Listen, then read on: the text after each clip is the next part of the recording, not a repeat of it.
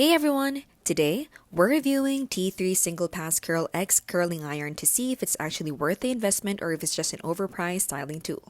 This curling iron is marketed for salon quality curls with less damage thanks to its ceramic barrel and T3's single pass technology.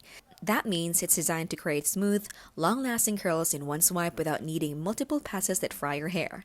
In our experience, the curls were indeed quick and consistent. We love how it heated up fast, distributed heat evenly, and didn't snag strands. It gave soft, shiny curls that lasted longer than what we usually get with cheaper irons.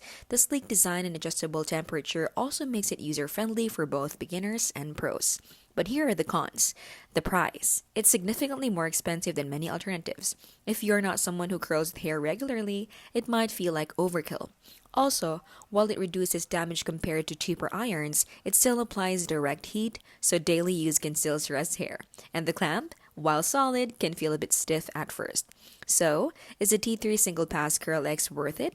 If you curl your hair often and want professional level results at home, it's a solid investment. But if you only curl on special occasions, a more affordable tool will still get the job done. This has been How to Learn, where we keep things smart and simple and scam-free.